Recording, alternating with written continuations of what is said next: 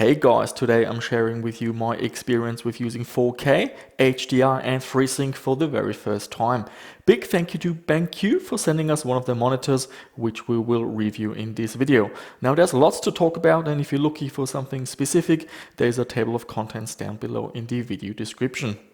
So we have the BenQ EW3270U, and this monitor is absolutely massive. It has a 32-inch VA panel with 3850 by 2160 resolution. In the box is the monitor, the stand, a power cable, a USB-C cable, a DisplayPort to mini DisplayPort cable, and some paperwork. In my opinion, a monitor for this price should include a standard HDMI and DisplayPort cable, especially to make sure that they are the correct type to transmit a 4K signal. So I ordered one online and it delayed the review by a week, but it was important to use a DisplayPort cable because not all features will work through HDMI if you're using a PC, and we will get into more detail later. Now regarding prices, BenQ has given me links to put in the description, and we will come back to prices and value later in the video. I really like the look of the monitor. It looks clean and neat, no RGB or other silly gimmicks. I like the space underneath the monitor. I use it to slide in my keyboard when I'm done. The stand lets you tilt the monitor forward and backwards, but there is no height adjustment or anything like that. For that you need to buy a monitor arm and use the VESA mounting holes on the back of the screen. For inputs we have DisplayPort 1.4 to HDMI 2.0 and USB-C. There's also a 3.5mm headphone jack for audio, which I tested with some headphones. I cranked up the volume to 100% and I could not hear any hiss, noise or buzzing, so the signal is clean, which is great to know. The monitor has built-in speakers and I was positively surprised with the volume. Now don't expect this to match a soundbar in terms of audio quality, but I find built-in speakers extremely useful for what I do, which is testing hardware and game capturing. For example, we recently reviewed a HP T620 Plus thin client, and a viewer asked if the DisplayPort carried audio, so with this monitor I can quickly do such tests. Still, considering that this monitor is pitched for entertainment, I think it deserves more capable speakers. 3840 by 2160 is the native resolution of this monitor, and despite being so big, text and icons are really small. Now, Windows has scaling settings to adjust for that, but not every application supports this. Here we have Steam, for example, and the font is extremely small. Now, there might be fixes or workarounds, but it's something that you will likely run into. Now, when it comes to consuming content, well, I'm a believer now. Playing games and watching Netflix or YouTube, the higher resolution makes a real difference. Now, gaming at 4K is quite demanding, but you know how I'm into older games, and they look absolutely gorgeous in 4K. For example, I played Half-Life 2 and some Dirt 3, and both of these games run at a constant 60 FPS with all the details maxed out. I found the response time not an issue. There's an advanced motion acceleration setting that you can use to reduce any ghosting if you notice any. I also watched heaps of Netflix and YouTube, and the experience is really a step up. So if you have a decent PC that runs games at 4K and you enjoy streaming videos, I think you will really like this monitor. Let's talk about the panel. BenQ chose a VA panel, which I'm quite familiar with. I've got a TCL TV with a VA panel, so I knew what to expect. Now, for the purpose as an entertainment monitor with watching videos in mind, VA is the right technology. Apart from OLED, which is super expensive, it has the best black levels compared to other LCD technologies. This is the reason why it has a 3000:1 contrast ratio, which is roughly 3 times as high compared to TN and IPS panels. So while it might not be the brightest panel, it does a brilliant job at displaying dark colors. My brother, for example, he is a real hardcore TV enthusiast, and he is still using a Panasonic plasma TV because of their outstanding black levels. And I've seen the difference with my own eyes. I would much rather have decent black levels than a super bright image. This also ties in with HDR. This monitor is edge lit, and there's only so much brightness you can get out of that technology, which is a brightness level of around 300 nits. Now, better of course would be a backlit panel, but these cost a lot more. And then of course we have OLED, which will give you the best experience. So in terms of HDR, this monitor is really strong with the dark colors, but the brightness is not really enough for proper HDR. On the flip side, every panel type also has some weaknesses. The monitor is advertised with a 178-degree viewing angle, and I'd love to learn how this is actually measured, because the main weakness of a VA panel is that you get accurate colors pretty much only when you're sitting straight in front of it. Move a little bit to the sides and colors do shift quite noticeably. So this is a monitor best enjoyed for watching a movie on your own, rather than with a group of friends who will all see different colors. Because this monitor is so big, when you sit right in front of it and use it with a PC, the color shifting is quite noticeable. So for working on the PC, an IPS panel is what I would prefer, but then you don't get the deep blacks and high contrast compared to a VA panel. So seeing how this is targeted as an entertainment monitor, I can definitely understand why BenQ went with a VA panel. Now, HDR was quite interesting to play around with. I tested with a PC, but also with my Xbox One S, and I must say that the experience with the console was excellent. On the PC not so much, but that's not the fault of the monitor, it's more an issue with Windows. So on the Xbox I used the Netflix app, and when you launch Netflix it tells you that HDR is active. And Netflix has a decent selection of HDR content. Some are also in 4K, but many are just 1080p. I also tried out the Forza Horizon 4 demo on the Xbox One S, and that also worked great. Now on the PC you need to enable HDR through the Windows settings, but the issue here is that now HDR is enabled for everything, your desktop and any non-HDR content, and the colors look quite off. And also running Netflix on the PC, well, it just never looked as nice as with the console, and there are some really steep hardware requirements to get 4K to play, for example. Now the same Forza Horizon 4 demo on the PC, it kinda saved the day. It looked beautiful, and you get the benefit of running it in 4K, and the high resolution really makes a difference. So on the PC, HDR still needs some work, but on the console everything worked out of the box. The console has a nice page showing all the features that are supported, from 4K to HDR and 10-bit colors. So what's my take on HDR? Here's the thing, I have nothing to compare this experience with. This is my first and only time using HDR enabled technology. So I watched Netflix shows that I've already seen in the past on other devices, and the most noticeable difference to me is the detail in dark areas. I can basically see things that simply don't show up on my TV, for example.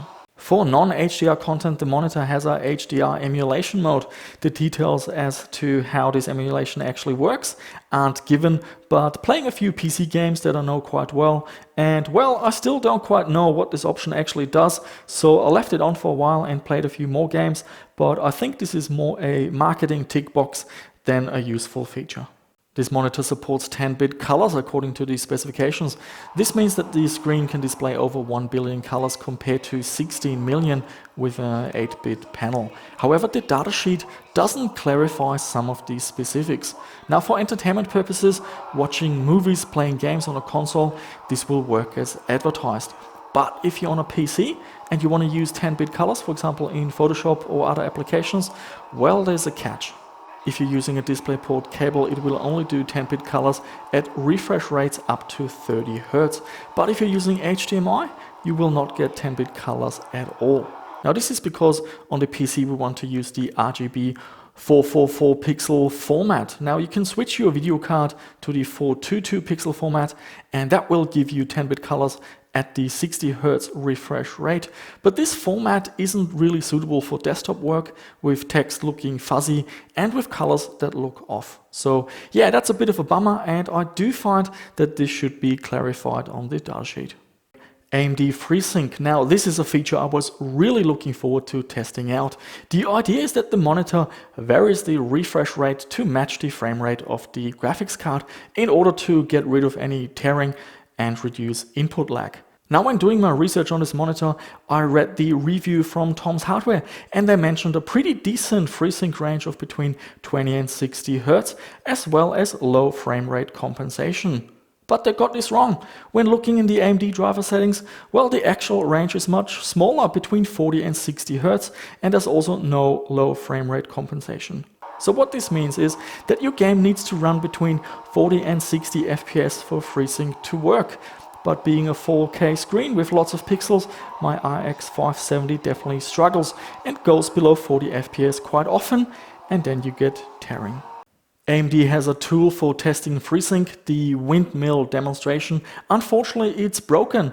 It stutters and there's tearing all over the place. So I had to use the pendulum demo from NVIDIA.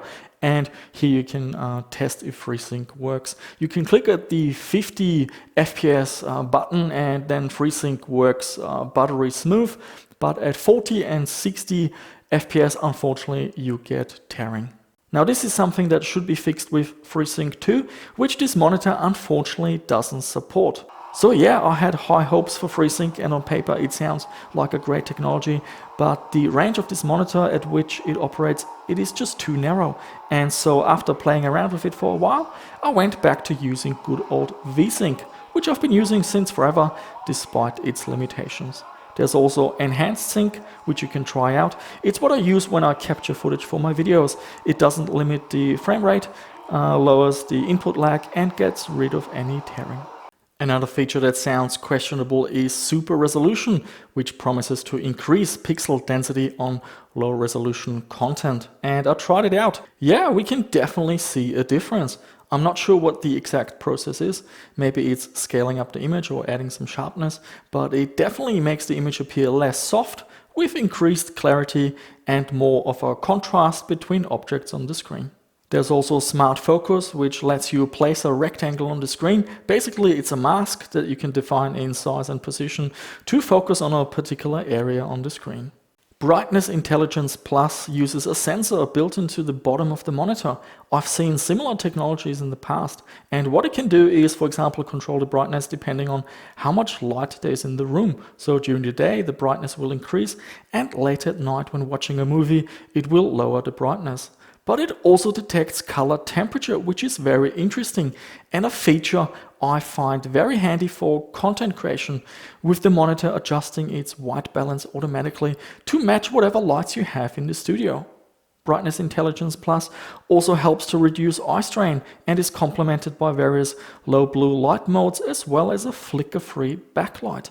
The flicker-free display is another feature useful for content creators, as you don't have to worry about the brightness setting and your shutter speed in order to get a flicker-free image when filming something on this monitor. In terms of colors and how the monitor is configured with the default profile, I refer to reviews I found on the internet because I don't have any expensive monitor calibration equipment.